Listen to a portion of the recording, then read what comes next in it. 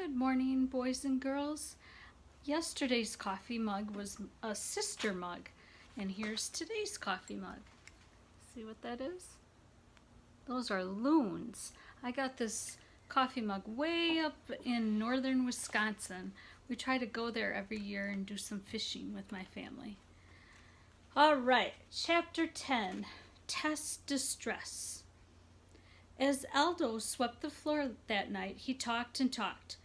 Maria thinks I should take Mrs. Brisbane up on her offer. I don't know, Humph. Can you imagine me as a teacher? Yes, yes, yes, I squeaked. I mean, what could I teach those kids? What do I know? Aldo spent many an evening talking to me while we ate our dinners. Believe me, he knew a lot, but I'd never seen him act like this before. He muttered while he mopped the floor. He mumbled while he dusted. He argued with himself while he sat down to eat his sandwich. Science? Math? History? Which would be best? He asked. Anything except frogs, I squeaked, and to my surprise, Og responded with a boing. I bet they've learned a lot from you, Humphrey. You probably taught these kids more than I ever could. I was too modest to answer yes. Aldo dug down in his lunch bag and pulled out a piece of broccoli. Here's something for you, buddy. He held it up and examined it. Funny, it looks small to me, but to you, I bet it looks like a great big tree. What it looked like was delicious. Thanks, I squeaked. Aldo leaned in closer and stared at me. I guess everything looks different to you, pal. He held up his finger. I just see a finger, but I bet you see every little line and swirl in the skin. I wasn't quite sure where Aldo was what he was getting at, but I squeaked in support. Aldo took a long sip of coffee from his thermos. Of course, no two people see things exactly the same either, and the more you look, the more... He suddenly jumped up. This might be it, my Humphrey. I mean, it's interesting, it's different, like a microscope. Yeah! I had no idea what he was talking about, so I munched thoughtfully on my broccoli. Why some humans don't like it is a mystery to me. Aldo wheeled out his cleaning cart. You always give me the best ideas, Humph. See you later. He disappeared, but then quickly popped his head back into the door. You too, Og. Don't want to leave out my fine froggy friend. So Og was Aldo's friend, but still not mine? I guess the grumpy lump next door didn't know or care because all I heard from him was splashing. Tabitha's foster mom said yes. I'd be spending the weekend at her house, but I figured I wouldn't get much attention from Tabitha since all she cared about was Smiley the bear. There were so many problems in room 26. Garth and AJ were still worried about Marty Bean. Heidi Gale was still mad, mad, mad. Miranda and Abby were friends now, but would they stay that way without me around to help? I spent so much time thinking about these problems, I forgot the other problems in room 26. Math problems. I had been dreaming, the sleeping kind and the day kind, during math for most of the week. When Mrs. Brisbane started reviewing for a big math test coming up, I had no idea what she was talking about. I wasn't alone. Mrs. Brisbane gave the class a pop quiz, and guess what? Half of us failed. It's not fair, Mandy complained, while everybody else moaned and groaned. Our teacher was not pleased. All right, class, the quiz won't count towards your grade, but the rest of the school year builds on these concepts. You've got to master these problems, she explained. I've prepared a study guide for the test next week. I want you to complete this over the weekend. You should have heard the moans and groans then. I'm sorry, class. This is important to me and to you.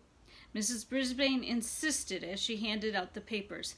Put your name on your guide and bring it back completed on Monday.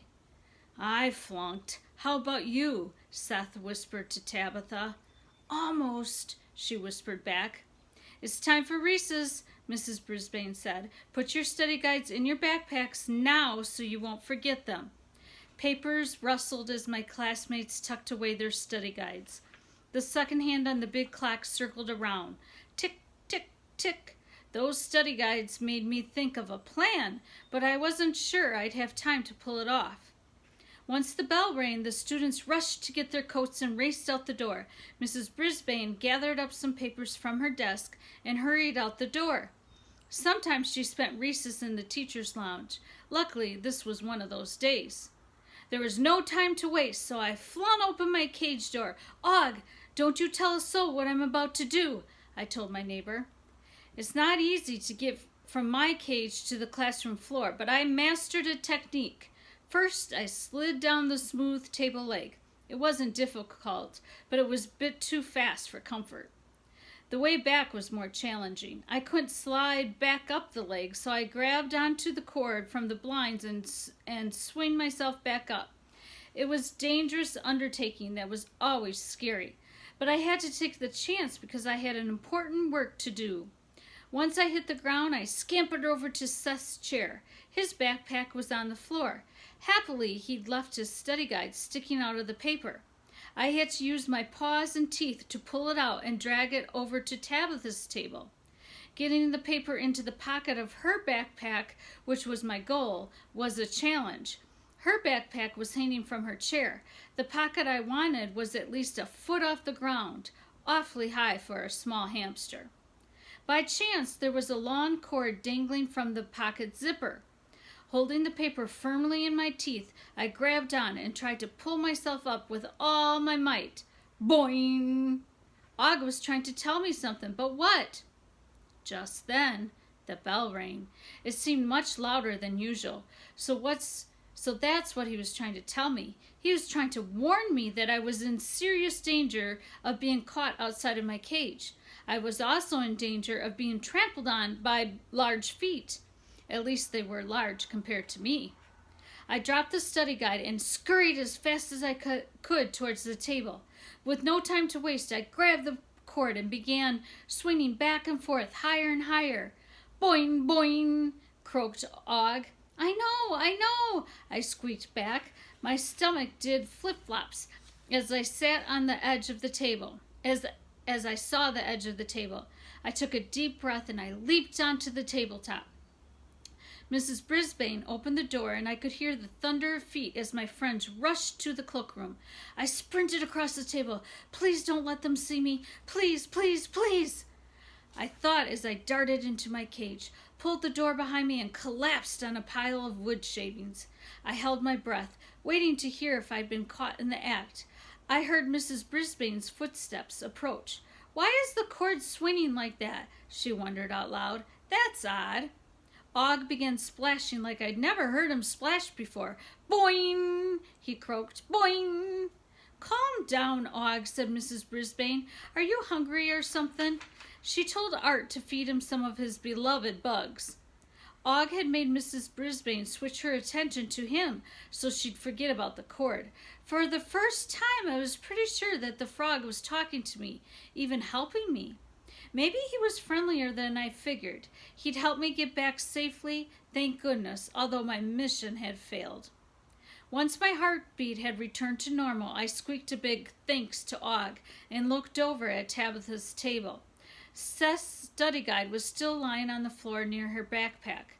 Mrs. Brisbane talked about something called helping verbs for the rest of the afternoon. When it was almost time for the bell to ring, Mrs. Brisbane reminded the class about the math study guides. Tabitha, I believe yours is on the floor. Put it in your backpack, please. Yes! I squeaked out loud. This was too good to be true. The bell rang. Seth grabbed his backpack and headed to the cloakroom. Tabitha didn't bother to look at the paper. She just stuffed it into her backpack pocket. Hooray! She almost put Smiley into her bag as the students streamed out of the class.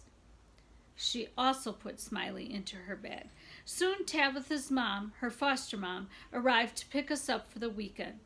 When I glanced over at Og, he looked a little gloomy, despite that stupid grin plastered on his face. Maybe he wished he could go home with the classmates on the weekends, too. Maybe Og was jealous of me. I had a bad feeling just thinking about that old green-eyed monster again. Suddenly I felt sad about leaving Og alone for the whole weekend. And here's the quote. A friend is what the heart needs all the time. All right, we finished that one in just one part. All right, we'll see you guys tomorrow.